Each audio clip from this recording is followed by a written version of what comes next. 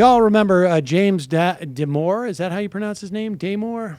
Damore. I'm saying Damore. Damore. He was the guy It's already who funny. was oppressed by Google after he wrote a memo basically saying that, that women aren't really qualified for a lot of this, and just expressing his perspective about the legitimacy of the women who were hired by Google for being there. This is one of those classic, makes for a better work environment type of situation. You don't want to lower the bar that guys like James Damore can clear to just have like women on your team. Right. And let me just say that this is, of course, speaking as someone who has a small business, but I'm sure, obviously I'm just projecting, but I can tell you this is what you want in your office. You want people sending out missives saying that there are certain classifications of people here who don't belong. And this is one of those things that has definitely made, this small business grow in the way that it has. So here he is explaining just how difficult it is for someone who's such a truth teller. They felt attacked by a lot of what was written in that memo you wrote. Obviously, no one should feel attacked, and I was simply trying to fix the culture in many ways and really help a lot of people that are currently marginalized at Google and still are by pointing out that these huge biases that we have in this monolithic culture where anyone with a dissenting view can't even express themselves. It's like being gay in the 1950s. These conservatives have to stay in the closet and have to mask who they really are. Again, like every time a conservative speaks today, right, it's just about how aggrieved they are. Now, this guy, ironically enough, doesn't seem to know how to use Google. He works on the algorithms. He just doesn't know how to use them. Because if he did, he would know that gay people in the 1950s were actually fired from, were prevented. Were fired and prevented from holding federal jobs because the fact that they were gay was seen as a security risk.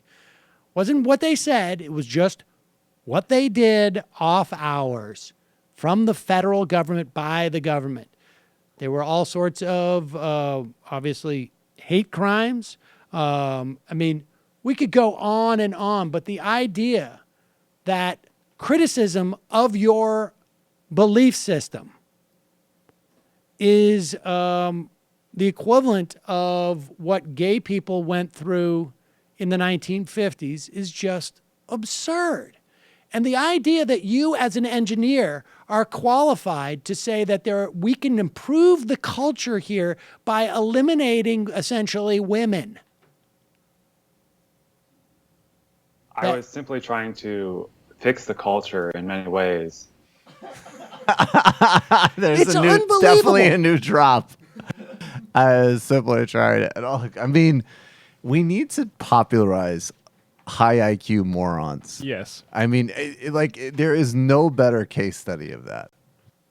Well, there's almost as if, and maybe this is, not necessarily profound to say, but there is an inverse in proportion between the intellectual quotient and the emotional quotient. And this guy doesn't realize that he's just acting out and has no idea. And he lays it out for you, right? He's saying, not only do I have no idea what it remotely what it was like to be gay in 1950. No idea. I also equally have no idea what it's like to be anybody other than myself with the privilege that I have come to expect. And the idea that I could have a notion about the culture here where I work or our society writ large and get criticized for it. and be made by other people's arguments about that to feel that I'm wrong is just way out of bounds.